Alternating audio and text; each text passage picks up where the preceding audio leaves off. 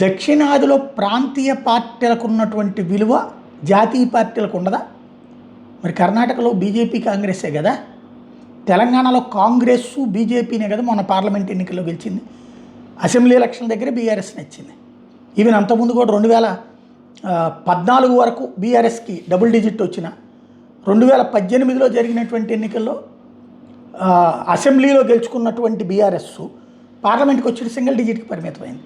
అక్కడ 4 BJP 3 Congress party గెలుచుకున్నటువంటి. మొన్న చూస్తే ఇద్దరు చెరొక 8 గెలుచుకున్న 2024 బీఆర్ఎస్ ఉన్నాయి. కాబట్టి అక్కడ ప్రాంతీయ పార్టీలు కాదు జాతీయ పార్టీలు ఇష్యూ. ప్రాంతీయ పార్టీ కూడా వన్ ఆఫ్ ద ఫైటర్.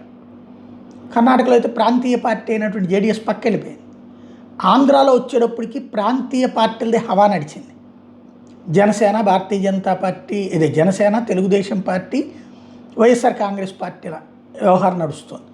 ఇక్కడ ఇప్పట్లో రాజకీయం మార్చడం అనేటటువంటిది సాధ్యం కాదు. ఎందుకంటే అంత సీరియస్గా ప్లాన్ చేయడం ఎవరు చేయట్లేదు కాబట్టి. కాంగ్రెస్ పార్టీ ఇక్కడ 0, భారతీయ జనతా పార్టీ తెలుగుదేశం మీద డిపెండ్ అయ్యి ఉన్నటువంటి సిచ్యుయేషన్. ఇకపోతే తమిళనాడుకు వచ్చేటప్పటికి అన్నామలై పెడుతున్నటువంటి పార్టీ వ్యవహారమే కీలకం. అన్నామలై చెప్తున్నటువంటి కాన్సెప్ట్ ఏంటి? ఇప్పుడు బీజేపీని విభేదించట్లా, బీజేపీని ద్వేషించట్లా, దూషించట్లా. తను పార్టీకి అయితే రాజీనామా చేశాడు. ఇది బీజేపీ ప్లాన్ బి అని కొంతమంది మాట్లాడుతున్నారు. బీజేపీ అట్లా ప్రత్యేకించి పెట్టి పంపించే ఉద్దేశం లైక్ మమతా బెనర్జీ, జగన్మోహన్ రెడ్డి, లేకపోతే శరద్ పవార్, ఇట్లాంటి వాళ్ళందరినీ బీజేపీ ఏమైనా బయటకు పెట్టి పంపించిందా? ఇదే కాంగ్రెస్ ఏమన్నా? లేదు, వాళ్ళు కోపంతోనే వచ్చారు, పెట్టారు. తర్వాత మళ్ళీ అదే కాంగ్రెస్తో పొత్తు పెట్టుకున్నారు. అట్లాగే అన్నామలై ప్రస్తుతం తన సత్తా చూపెట్టడానికి మొన్న బీజేపీ అవకాశం ఇచ్చింది 2024లో. పార్లమెంట్లో అన్నామలై ఫెయిల్ అయ్యాడు. అందుకని అన్నామలై మాటను పక్కన పెట్టి అసెంబ్లీలో ఏఐఏడిఎంకేతో వెళ్ళింది.